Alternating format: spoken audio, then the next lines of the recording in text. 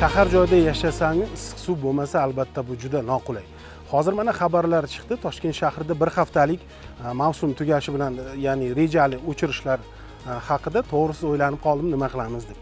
Lekin Angren shahri aholisi 25 yil davomida mana shunday yashab kelgan. Ya'ni issiqlik energiyasi beriladigan mavsum tugashi bilan mana shunday vaqtdan boshlab, ya'ni kuzgacha ularga issiq suv berilmagan va yoz bo'yi ular turli qo'lbola usullarda suv isitib cho'milgan, uni ishlatgan.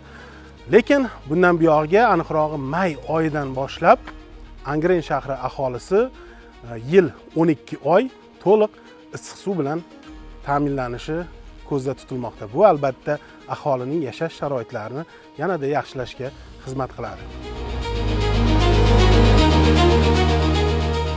Birinchi nasosni hissasi necha, obratga necha aytvaring? Birinchi nasosning hissasi 208, obratga 26.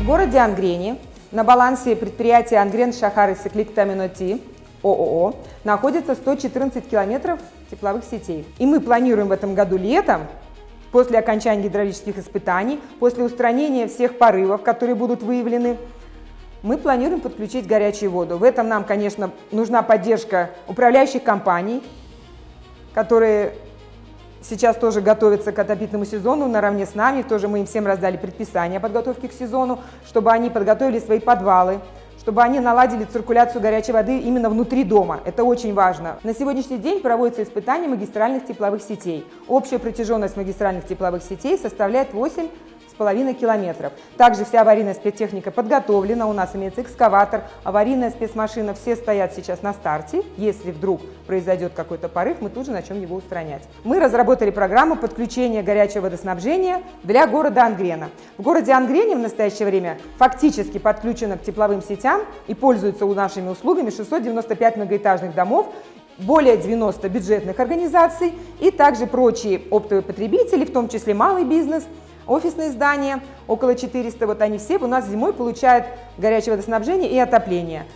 Мы совместными усилиями планируем город Ангрен сделать более комфортным для проживания людей и надеемся, что в дальнейшем будем также работать. Главное, чтобы нас поддержала наша вышестоящая организация и вот эти управляющие компании, с которыми мы планируем в дальнейшем сотрудничать.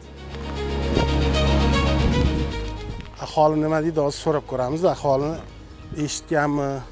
Ular qay darajada xursand bo'ladi? Bir 20 yillardan beri yashayman, lekin bo'lmaganman kelgandan beri yozda issiq suv. Faqat qishda beriladi.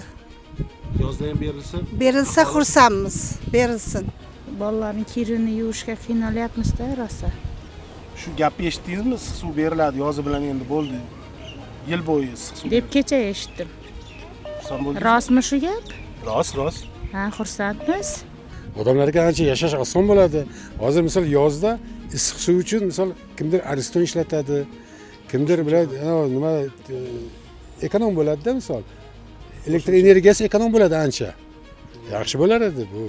Oxirgi 3 yil, 4 yildan beri lekin yaxshi issiq suv. Issiqlik yaxshi, ancha misol kerakli temperaturani beryapti, uylar isinyapti. Yozda issiq suvni bersa, undan ham yaxshi bo'ladi, zo'r bo'ladi bu. Qanday yaxshi bu.